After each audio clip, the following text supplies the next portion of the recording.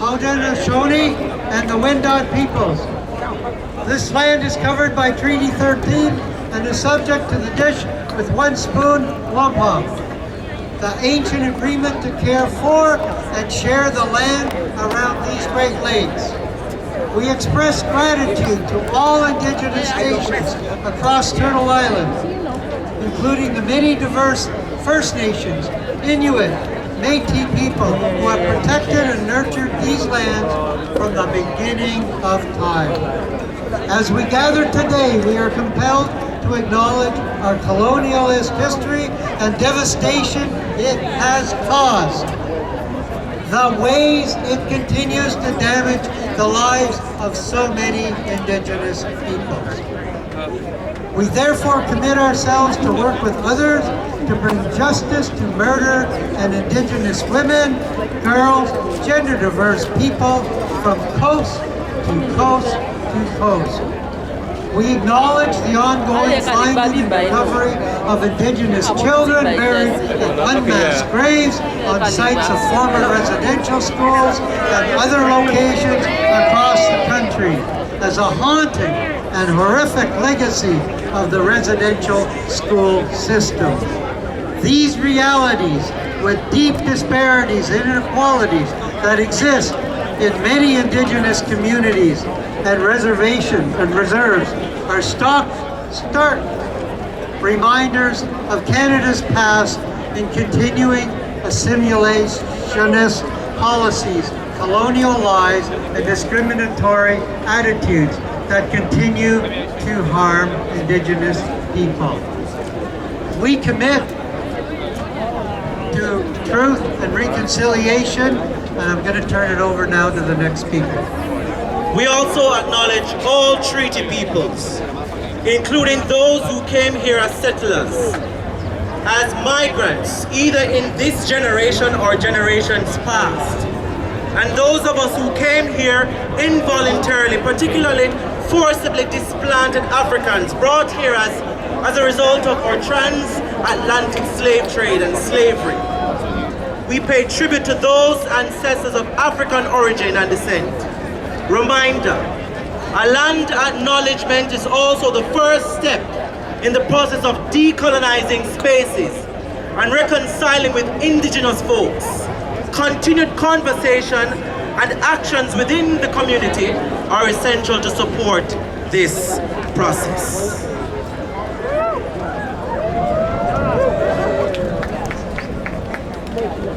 Thank you, Rudy and Susan. In everything that we do, we want to make sure that we open in a good place. And at this time, we're going to invite Kat, who is going to do an Indigenous opening for us. Make some noise for Kat. Hi everybody, I'm Kat, and I'm First Nations, Mi'kmaq. I'm Two-Spirited, and I volunteer with Two-Spirited people of the First Nations. I'm going to be singing a welcoming song to welcome everybody and welcome our Indigenous ancestors to be with us today.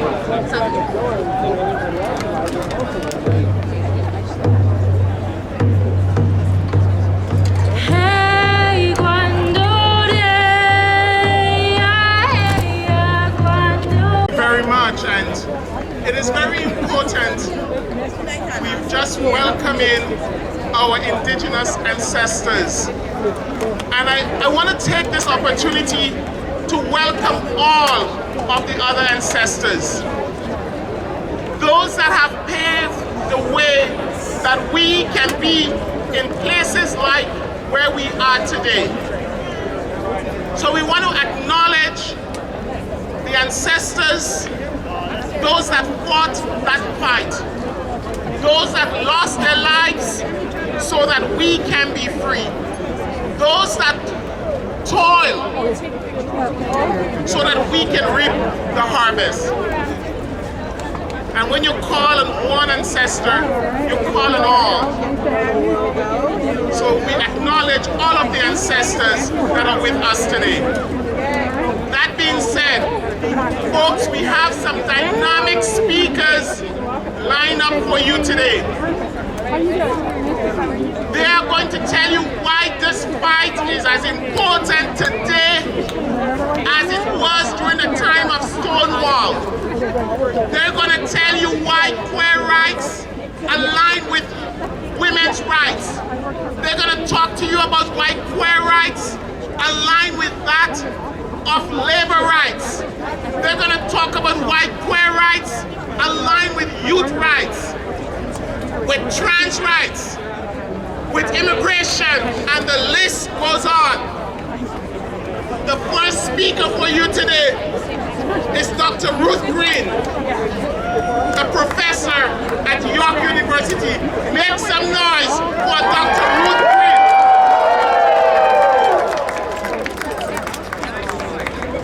Now I'm short.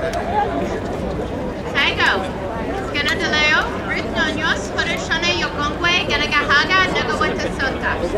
These words have been spoken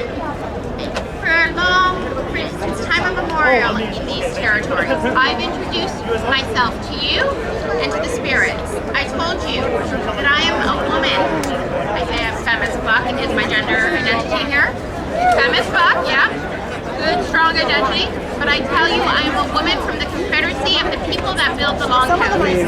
My family's been here since Sky Woman fell. I told you, I'm a person of the Flint Nation, and I told you I sit with the turtles. These are words that we say to remind us of who we are. And I know who I am, and I know my ancestors are proud. I always remind Indigenous students, Black students that I engage with that they are their ancestors' best breed.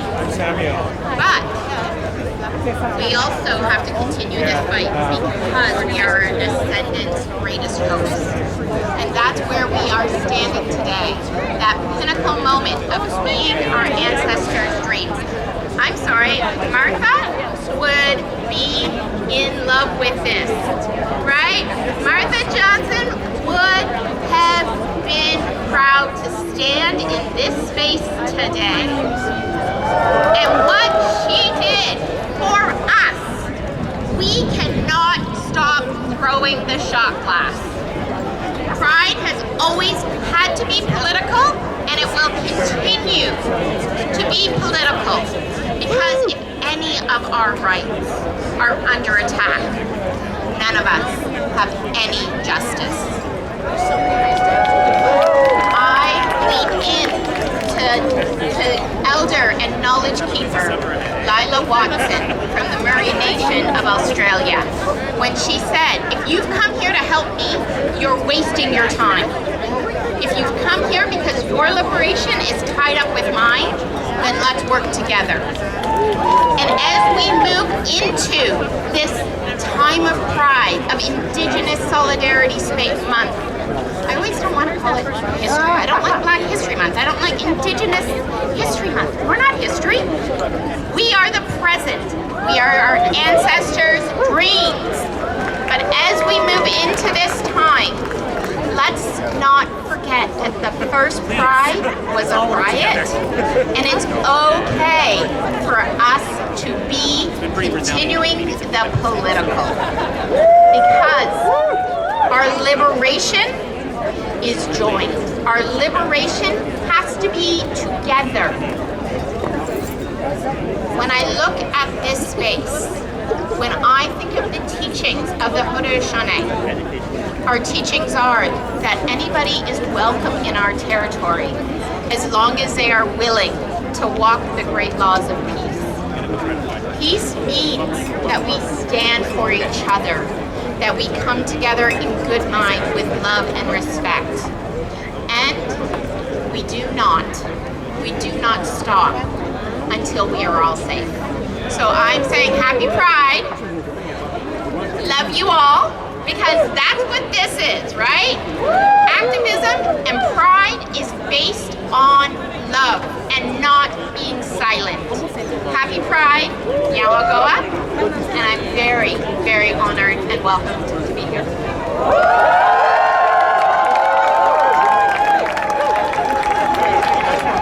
Thank you, Dr. Ruth.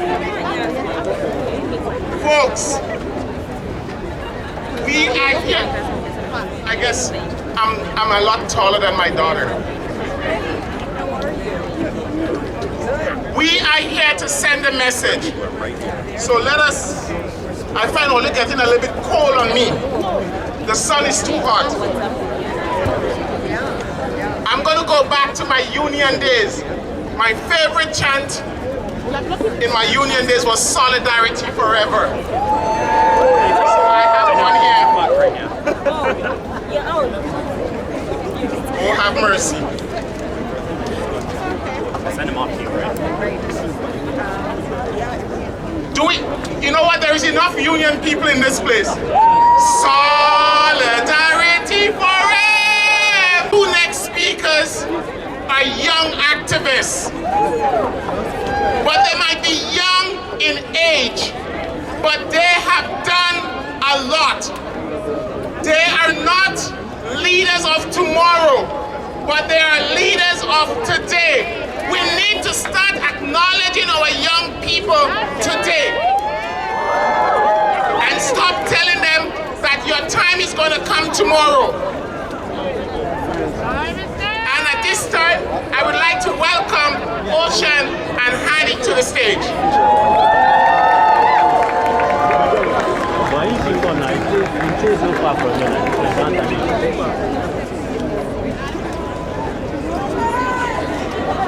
Hi everybody. Thank you for being here today. My name is Ocean Ruel and I'm a Black trans student, activist, and health justice peer at the 519. Let's start off with the concept of epistemic freedom. Epistemic freedom is defined as the right to think, theorize, interpret the world, develop our own methodologies, and write where one is located. For trans people, epistemic freedom means the right to define ourselves, to tell our own stories, and to make decisions about our own bodies and futures. It is the freedom to exist as we are, without having our identities debated, policed, or erased. Yet across North America, freedom is under attack. In Alberta, the government has passed legislation banning gender-affirming surgeries for anyone under 18 and restricted hormone therapy for those 15 and under. These policies strip away the rights of trans youth, their families, and their doctors to make deeply personal medical decisions. They ignore the overwhelming evidence that gender-affirming care is safe, effective, and life-saving. Instead, politicians are inserting themselves into our most private decisions, using misinformation and fear to justify their actions. And this just hasn't been happening only in Alberta. Across the United States, over 120 anti-trans bills have been introduced in the past year alone, aiming to ban or restrict gender-affirming healthcare for youth. These attacks are coordinated, extreme, and rooted in a fundamental misunderstanding of who we are and what we need to thrive. You might ask, why does this matter here in Ontario?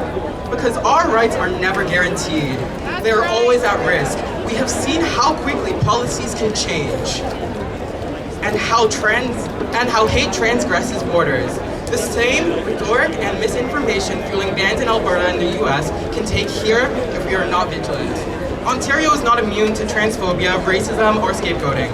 Our freedom, hard won by generations before us, are not equally enjoyed by all. We rally here today because when they come for one of us, they come for all of us. We rally because our lives, our identities, and our rights are not up for debate. Attending rallies like this is not just an act of protest, it's an act of epistemic freedom. It's a declaration that we will not be silenced, erased, or legislated out of existence. Each of us here is a part of a movement that says, we belong, we deserve care, and we will not back down. Our presence matters when we show up for ourselves, for each other, for those who can't be here. We build solidarity and power. We remind our leaders that 2SLGBTQ+ rights are human rights, and that our futures are worth fighting for. I stand here today as someone whose life has been shaped by the courage to speak up, even when it's hard.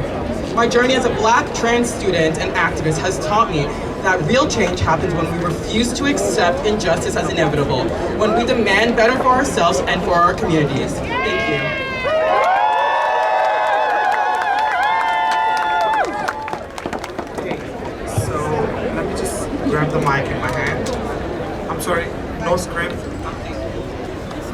In my language, we'd say "dil se dil ki baat," like heart-to-heart talk. So I'm just gonna go that. Myself, Hania Amir. I am a social media influencer, activist, and I try my best to just use my platforms for activism and to make a change. Today I'm here as Youth Trans Ambassador for Pride 2025. It was a long journey, trust me. Like I belong from Pakistan. So coming up from Pakistan to Turkey and like so many different places. For my whole life I was looking for a safe space.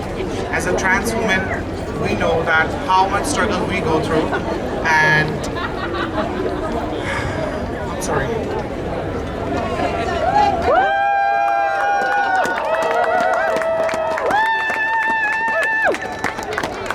It was a long journey, trust me. And I'm so happy that I came up to Canada and I claim my space. I claim my safe space where I can live with my dignity and with my own pride. And I'm so happy. Long story short, I just want to say that we have to fight, we have to talk, and we have to take stand for our rights and for our safe space. Happy Pride.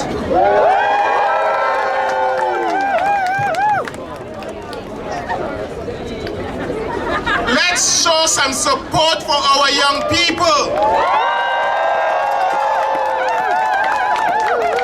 Folks, they are the leaders of today, and they're going to set a path that those of us, if we are lucky to become rainbow seniors, as my good friend Leslie says, they're going to make sure that the legislations that are in place 40, 50 years from now are going to be there to protect people like myself that's going to be walking in my cane and needing that support. So we got to show some love. So let's hear it again for our two young speakers.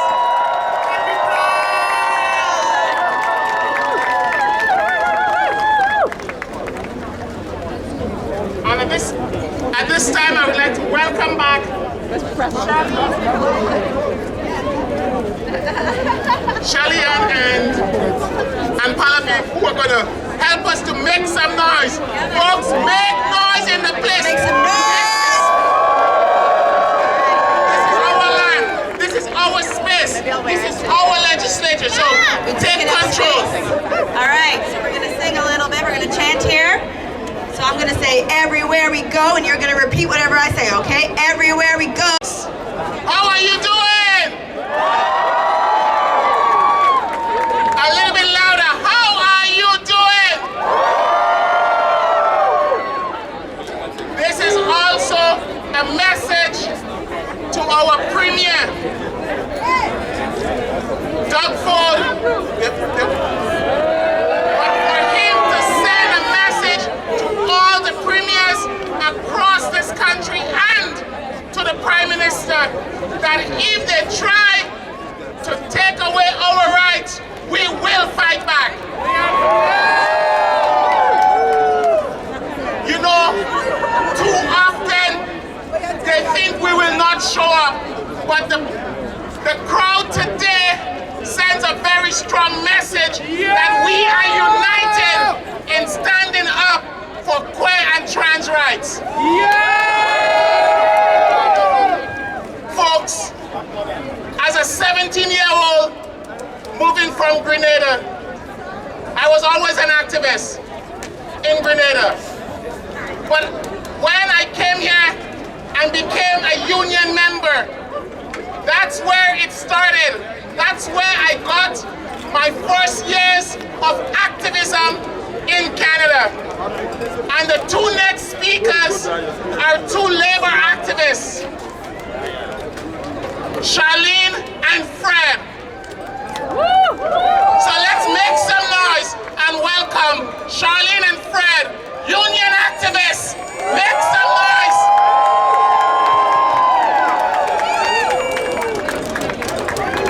Thank you. It's great to see everyone here today.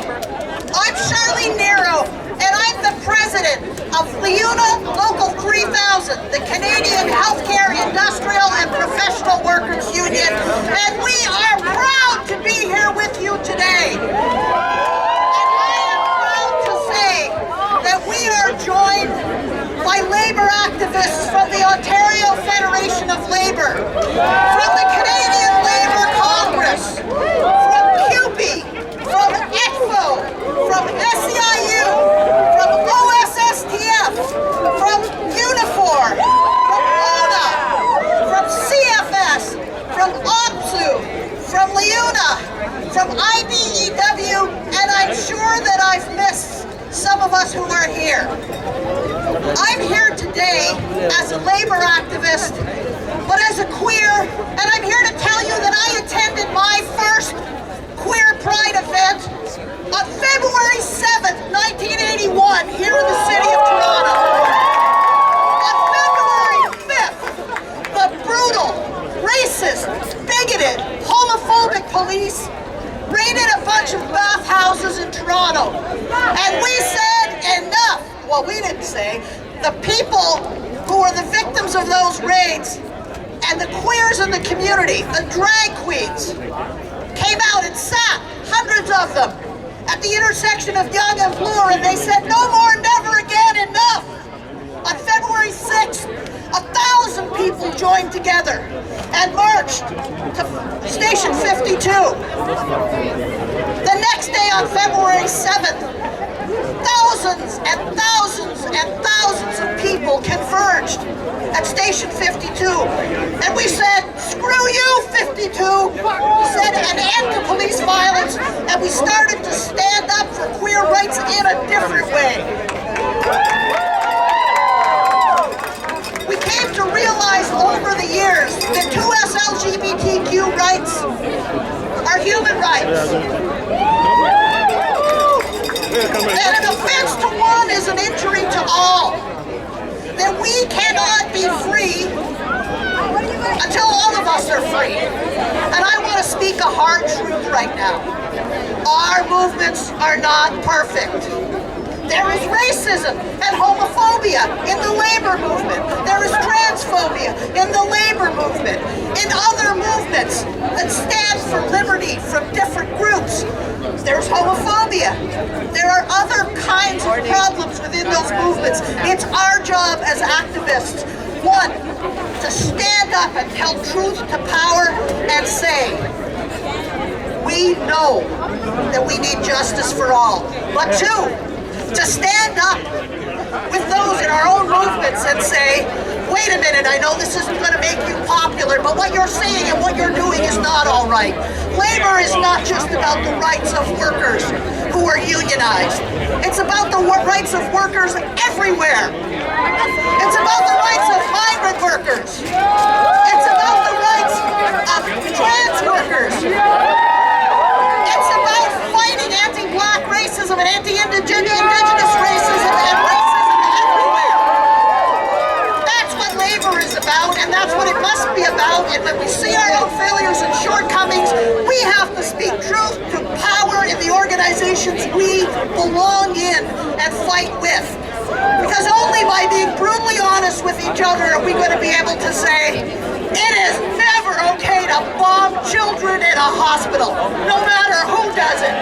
It is never okay to choose war over peace. It is never okay to choose jobs over Indigenous integrity, over the environment. Because it's good for us cannot be the argument that we use to allow our movements to do less than what they need to do. I want to end my portion of this discussion by talking about a really quick story that I learned in my many years working as an organizer. We'd go to the doors, we'd be trying to convince people why they needed the power of a union. And we'd say, you know what? You're like a twig. Anybody can come along and snap a twig, right? But when you stand together with the workers in your department, you're a bunch of twigs. It's a lot harder to snap a bunch of twigs. It can still be snapped, but it's a lot harder. And you know what? The twig in the middle feels a lot safer, surrounded by a bunch of twigs. But when more of us stand together, we're like a branch, and you can bend us, but you can't break us. And when our movement gets stronger and all those branches come together, we are like a tree with a massive trunk. And when we have the bravery and the integrity to stand up to what's wrong in our own movements. We are an immovable tree with deep roots that cannot be beaten down. We've gained a lot in 40 years, but there are people dying to roll it back, and we never got to the finish line in the first place. So, as my friends and I have said for many, many years, as queer activists, it's our job to dress up, to show up, and never give up. I want to introduce my friend Fred Hahn, the president of QP Ontario. Make some noise! Let them hear you out the way! My name is Fred. I am the queer president of QP Ontario. Our members work in schools, in hospitals, in social service agencies like the Canadian Hearing Services, whose members are here. They've been on strike for 2 months and they are here standing with 2SLGBTQ immigrants today. Let me teach you a little sign language. Are you ready? Fair. Fair. Contract. Contract. Now. Fair. Contract now. Fair. Contract now. In the crowd today, and we're proud to be joined by our friends in the NDP caucus. My MPP, Kristen Wong-Tam, is here. The MPP for University of Rosedale, Jessica Bell, is here. The MPP for Parkdale High Park, Alexa Gilmore, is here. I come to bring you a message on behalf of QP members from Fort Francis to Ottawa, from Windsor to Niagara. Our 300,000 members know this. You belong here. We need more newcomers to strengthen our communities. And when workers and newcomers and others stand together to fight, we are an unstoppable force. We can bring changes to Bill C2. In fact, if we want, we can make sure C2 never sees the light of day.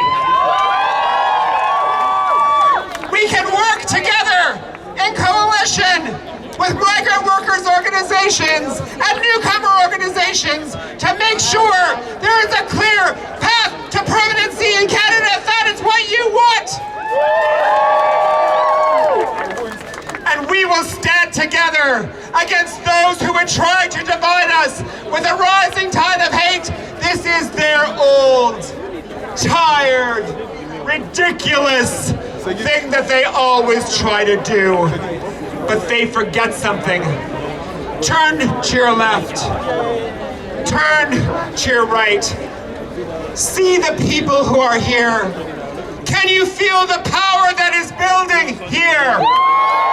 Can you feel the power we are building here? We will take that power. We will fight back together, and together we will win.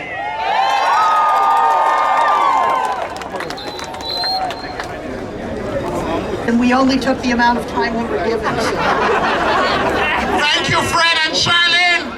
Just remember, when they came after the civil rights movement, the labor movement stood with us. When they came after the feminist movement, the labor movement stood with us. When they came after the queer community, the labor movement was there. Now they're coming after trans community.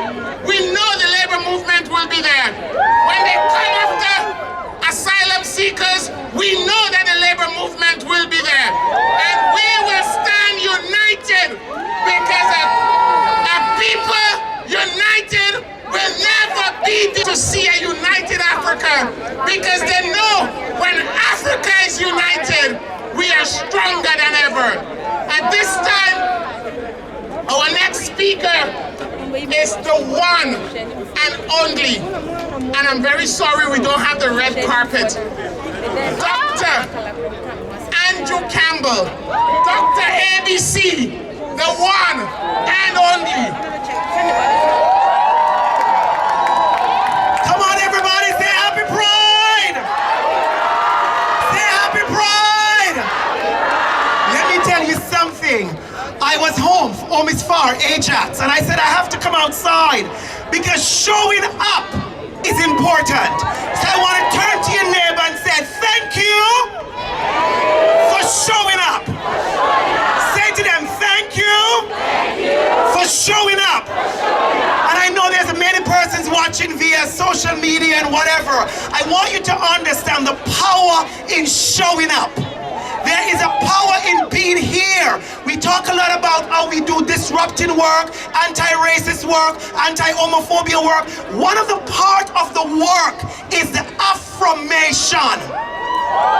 A part of the work is the way in which we speak life and love into each other. So I want you to do something else. I mean, turn to the person beside you and say, you are fabulous. Like turn to the other person and says, you are fabulous. Let me tell you why I did that. It is important for me as a little boy growing up in Jamaica. I am from Jamaica. And as a little boy growing up, I can remember at 6 and 7, the words that were hurled at me, the hateful words, the homophobic words, the words that let me go and crying. And when I used to go and crying to my father, his soul rest in peace, he would say to me, you are a star. So somebody outside called me a bad word and I run home crying and he looked at me and he said, you are a star.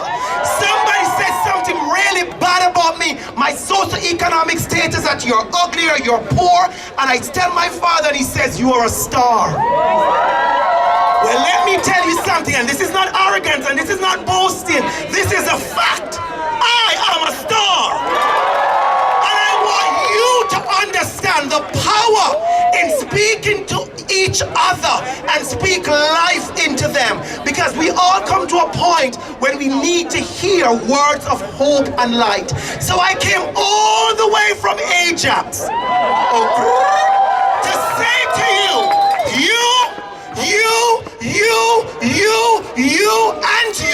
you are a star. I love you, I love you, I love you. Thank you so much. Come on now.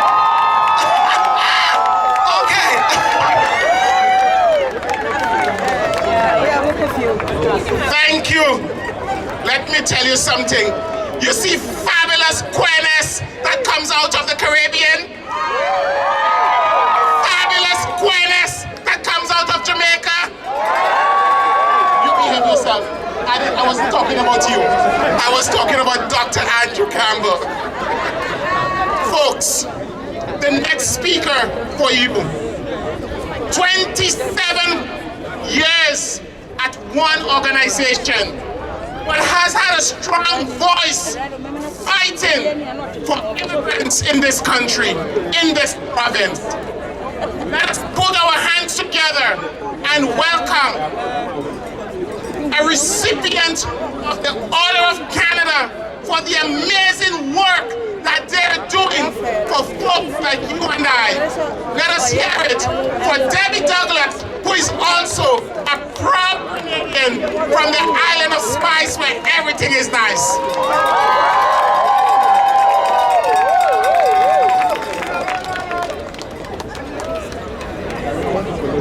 Thank you, my brother Kojo. Hello, everyone.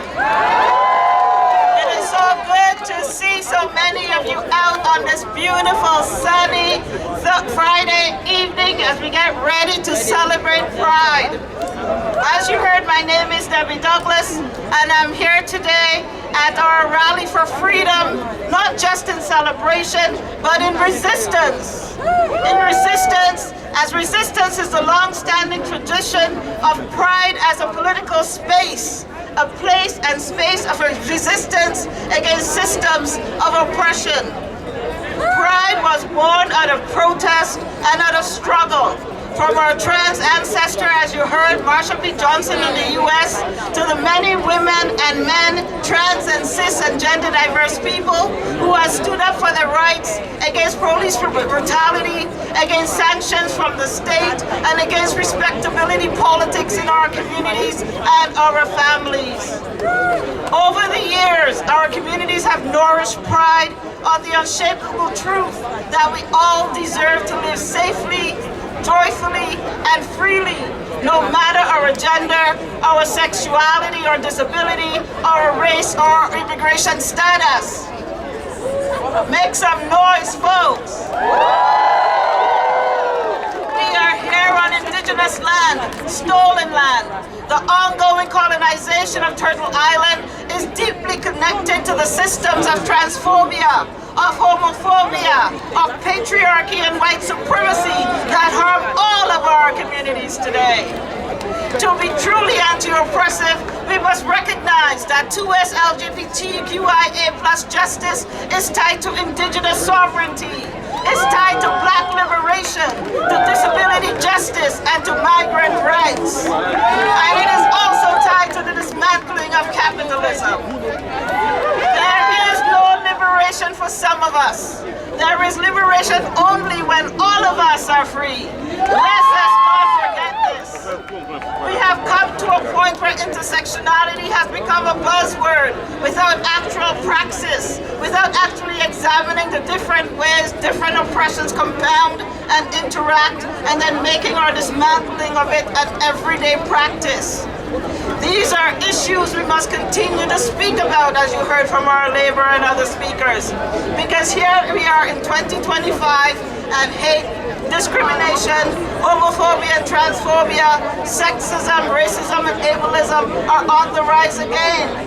Economic exploitation of working people, especially of migrants, have been normalized through the practice of the importation of cheap labor. These workers often do not have a clean place to lay their heads after sundown work in the fields, in the meat packing and fish processing plants, or in the emptying of bed plans in our long-term care homes for the elderly or the homes of the rich. In cities across Canada, trans youth are being told that they cannot be themselves in school unless their parents approve. You heard our young leaders speak of this earlier. In Alberta and Saskatchewan, policies now force teachers to out students, putting already vulnerable youth at risk of violence, rejection, and suicide. In Ottawa, the federal government has tabled Bill C-2, the so-called Strong Border Act. This bill treats refugee claimants, asylum seekers, many who are queer, and some of you who are here today as criminal commodities, naming them along with drugs like fentanyl and the smuggling of illegal guns as irritants to be legislated out of existence. Shame! Shame! Shame! This odious bill threatens to strip protections from the most vulnerable, including women fleeing violence, LGBTQI+ individuals and racialized people, while violating Canada's international human rights obligations. Bill C-2 perpetuates racism and xenophobia and encourages harmful stereotypes about refugees and asylum seekers. It will hurt those who need our help the most at a time when they're most vulnerable. Bill C-2 must not be allowed to pass into law as long as the egregious immigration and refugee asylum seekers clauses remain. We, regardless of immigration status, are not statistics or commodities. Each and every one of us here have complex lives and deserve to be cared for as human beings, as community kin. Yes, this very basic tenet of civil society is under attack. But folks, we have been here before, and we have fought back before, and we have won. Remember that, we have won. As our labor sister reminded us, in 1981, after the police raided Toronto bathhouses and arrested hundreds of gay men, our community here in Ontario rose up in what became Canada's Stonewall moment. Hundreds marched through the streets. That resistance laid the foundation for Toronto Pride and for the broader queer rights across Canada. In the 1990s and early 2000s, when people said marriage equality was impossible, activists organized, challenged unjust laws, and won, not just in the courtrooms, but in our classrooms, in our community organization, and in our places of worship. In 2017, Black Lives Matter Toronto disrupted the parade to demand that the police be banned from participating. The message from Black Lives Matter was clear then, and it is clear now. The police have often been an occupying force in our communities. To pretend otherwise is to erase the histories and current realities of communities and people who look like me and who look like you. The Black Lives Matter message was true that sunny day that we stood up and sat down in solidarity, saying in a loud collective voice, there is no pride in policing. There is no pride in policing. No pride in policing. No pride. We are facing a new wave of hate, and it is dangerous. Far-right rhetoric is not just happening online. It is being echoed by politicians, including those who sit in this house. We are hearing it in our school boards, shame, and we are hearing it in our media. They claim that they are protecting our children, but what they're really doing is silencing and endangering them. They want us to roll back, they want to roll back our rights. They want to erase our histories, and they want to make us feel ashamed of who we are. Let me be clear. Trans people are not a threat. Transphobia is. Yeah, queer people's love is not dangerous. Bigotry is. So, what do we do now? What we do is that we organize. We educate. We protect each other. We build coalitions across movements because this fight does not belong to trans people alone. It does not belong to youth alone. It does not belong to large urban centers alone. We are demanding that schools become safe for all students, not just the ones who fit into binaries.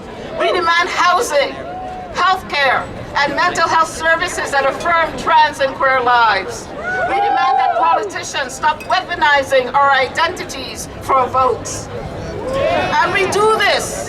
Let's remember we must do this while centering those most impacted. Black trans women, Indigenous Two-Spirit people, migrant queer youth, refugee claimants, disabled queer people, and those pushed to the margins again and again and again. If your version of queer liberation only includes those who are seen as mainstream and who can pass, it is not liberation, it is assimilation.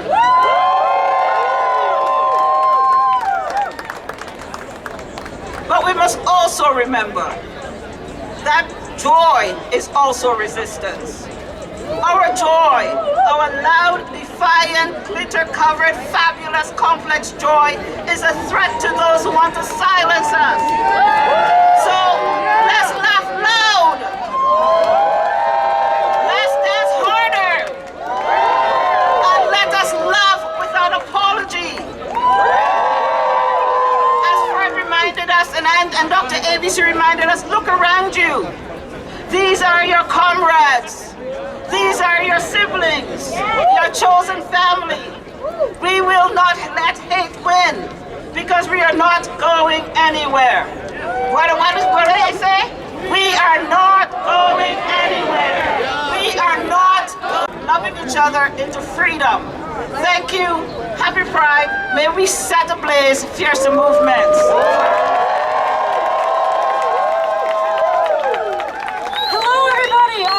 Queers for Palestine, and we are here to talk about Pride Toronto's complicity in the bombing, the killing of Palestinians. Shame! Pride Toronto is partnered with TD Bank and Amazon both companies that invest in weapons that are used on Palestinians, as well as violations of indigenous rights through building pipelines and in surveillance of everybody, including queer and trans communities across the world, including here in Toronto. The Toronto Police train with the Israeli army, and they are using their same tactics that are tested on Palestinians on people here.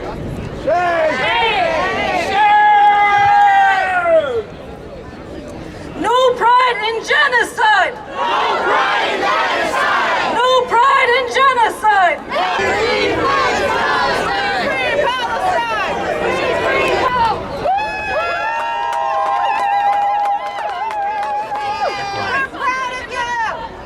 Thanks, everyone. Yeah, I got it. How y'all doing? Oh, it's always exciting. I gotta say, I appreciate each and every one of you coming out tonight. I'm not supposed to speak, but here I am. I got the mic, so I guess I'm gonna do it real quick. Listen, pride is political. Pride is a protest, and pride is about each and every one of us. And that means there's a lot of voices to be heard, and it's important to hear them. So I'm glad we got a chance to do that. Pride is also, because we've made it pretty far, although we're not done yet, pride can also be a party. So I am excited to throw some music on, wrap these up. But before I do that, I want to say again, thank you to all of our speakers. Thank you to our working class labor siblings coming out and supporting. Thank you to everyone who was involved in the marshalling, in the first aid, in all the care. Thank you to the organizers. It is not easy to organize. If it was easy, we would have won already. But it is the most important thing we can be doing. This is part of how we get to our liberation. Thank you, most of all, for being part of it, for being here, and for being proud of who you are. Hi everyone, my name is Lisa. Myself and Pride and a number of other organizations organized this day for a particular reason. Though we respect the opinions of people, of everyone who are here, we would like to refocus on the things that we brought you here for. We brought you here with a petition that's really important to the organizations that did this work. We spent a lot of time bringing you here because we have some super pressing issues. I work at an organization that lost all its funding to support half of the community that are attending here, that's refugee claimants. I ask you to get past what just happened. It's a difference in opinion, and I ask you, please, I agree, organize your own goddamn rally. This is mine. This is mine. This is mine. I'm a queer black woman, and this is my rally. Okay, so we're gonna bring up somebody to talk about the petition. And I ask you to listen about the petition and sign the petition if you can. If you would like to give audience to the conversation that this group is having, I'm okay with it. I would like Palestine to be free, but this is not why we came today. Is that okay with you? Is that okay with you over here? Thank you. When we have read the petition, this is where you can find these lovely humans. Support them if you will. Just please, focus on why we did all this work together. Okay, give me one last cheer. That's why we're here. Left is critical, right is political.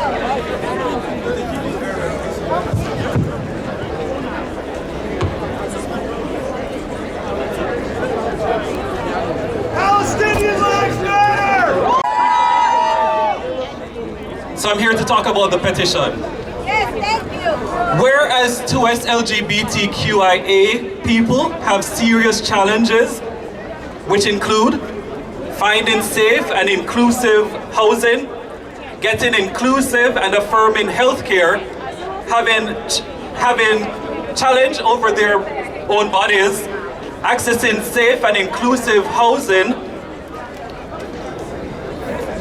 having safe and inclusive workplaces and schools, whereas hate and discrimination are growing and increasing, targeting equity-deserving communities.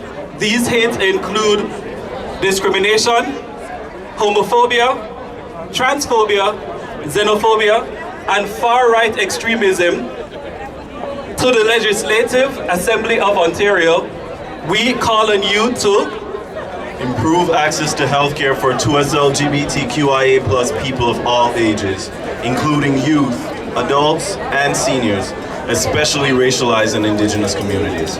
We call on you to increase funding to 2SLGBTQIA+ inclusive, transitional, and supportive housing, especially for racialized and Indigenous folks, seniors, and those facing violence and housing insecurities. To make 2SLGBTQIA+ content mandatory in all public funded schools in Ontario. This includes curriculum and the protection of pride symbols, books, and celebrations from censorship. We also call on you to fund anti-hate and anti-racism public education campaigns that are created and led by 2SLGBTQ+ communities.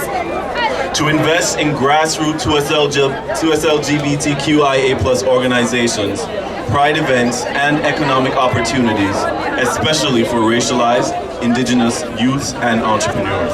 And lastly, we call on the Legislative Assembly of Ontario to provide stable, increased fundings for organizations to support refugee claimants while they're waiting for their refugee hearing. If you believe we deserve health care, sign the petition. If you believe 2SLGBTQ+ youth deserve safe schools, sign the petition. If you believe no one should be left without housing or support, sign the petition. If you believe refugees deserve protection, sign the petition. If you believe in pride, if you believe in freedom, if you believe in justice, sign the petition. Thank you. There are folks with a petition. If you have a petition, show your hand. Please. All the folks with petitions, please come to the front of the stage.